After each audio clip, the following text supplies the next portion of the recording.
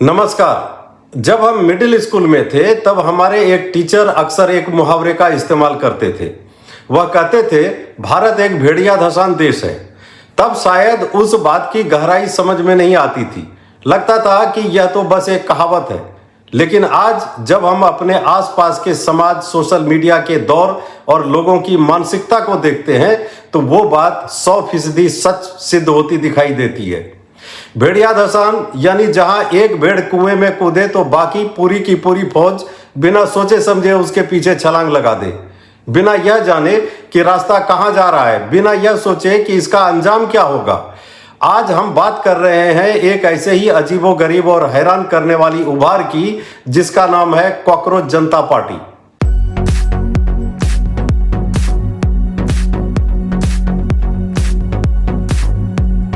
जरा ठहरिए और ठंडे दिमाग से सोचिए, यह कॉकरोच जनता पार्टी क्या है, इसका एजेंडा क्या है, इसका उद्देश्य क्या है, देश के विकास के लिए इसके पास क्या नीतियां हैं? जवाब है कुछ भी नहीं, शून्य।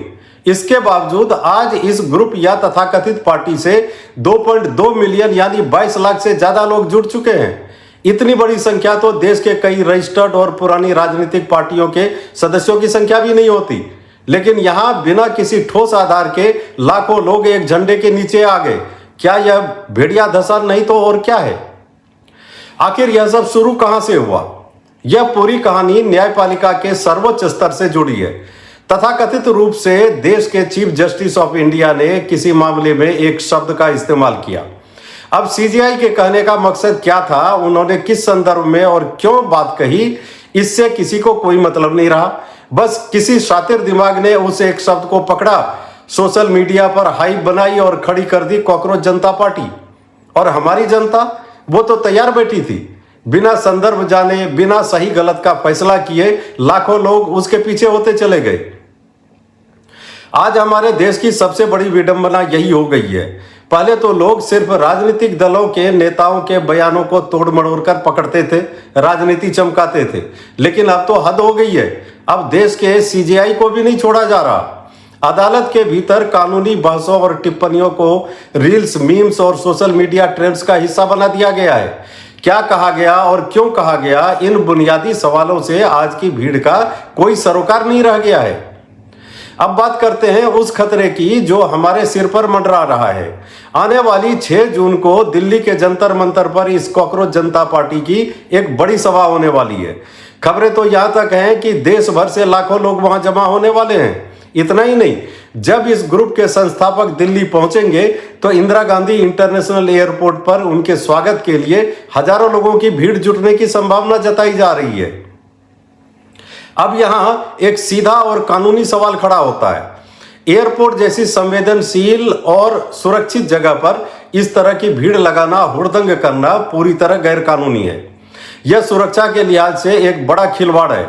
लेकिन असली तमाशा इसके बाद शुरू होगा।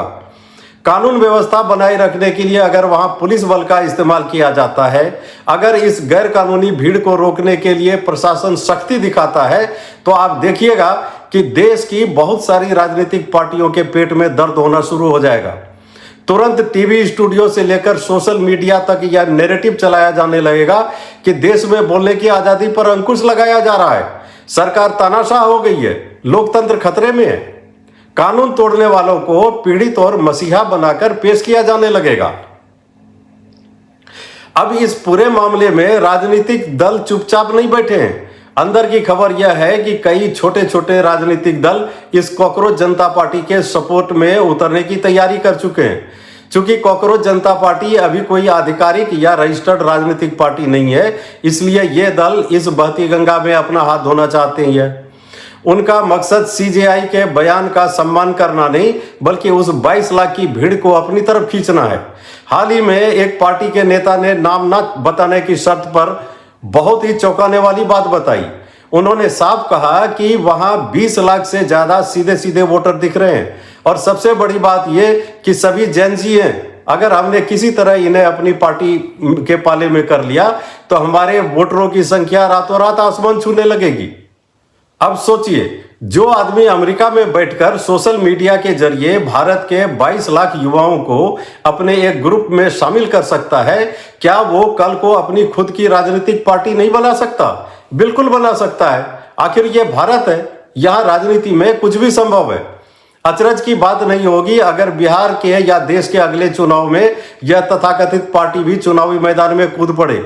और अगर ऐसा हुआ तो आने वाले समय में आपको चुनाव आयोग की लिस्ट में कॉकरोच, मेढक, बिच्छू और खजूरे जैसे चुनाव चिन्ह भी देखने को मिल सकते हैं।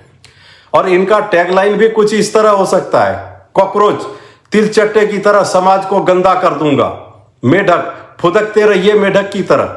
बिच्छू, एक डंक से गरीबी गायब।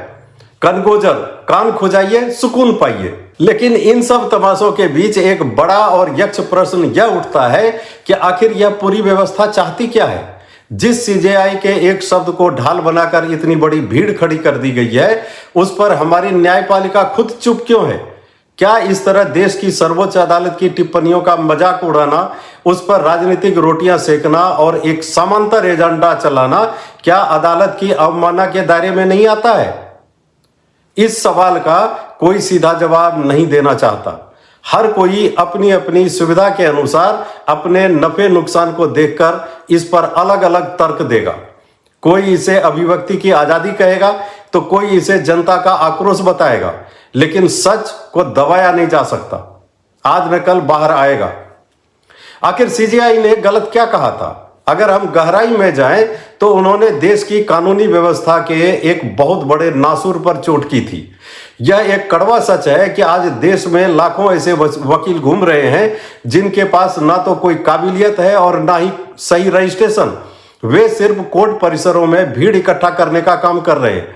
इनमें से कई तो ऐसे हैं जिन्हें शुद्ध हिंदी या अंग्रेजी लिखना तक नहीं आता, लेकिन नाम के आगे वकील साहब का बोर्ड लगा हुआ है। जब ऐसे लोगों के पास कोई असली कानूनी काम नहीं होता तो ये पब्लिसिटी पाने के लिए या किसी के इशारे पर जनहित याचिकाओं यानी पीआईएल के जरिए अदालतों का कीमती समय बर्बाद करते हैं। देश में पहले ही करोड़ों केस पेंडिंग है और ये फर्जीवाड़ा अदालतों के बोझ को और बढ़ा रहा है। ऐसे लोगों पर, ऐसी प्रवृत्तियों पर रोक तो हर हाल में लगनी ही चाहिए। लेकिन अफसोस, सुधार की बात को समझने के बजाय हमारे देश की भेड़िया दशान जनता ने उस पर भी एक नया तमाशा खड़ा कर दिया। अब देखना यह है कि 6 जून को दिल्ली की सड़कों पर कानून जीतता है या फिर यह बिना सिर पैर की भीड़। इस पूरे मामले पर आपकी क्या राय है? क्या आपको भी लगता है कि हम बिना सोचे समझे किसी भी भीड़ का हिस्सा बनते जा रहे हैं? अपने विचार कमेंट बॉक्स में जरूर साझा करें। धन्यवाद। जय हिंद।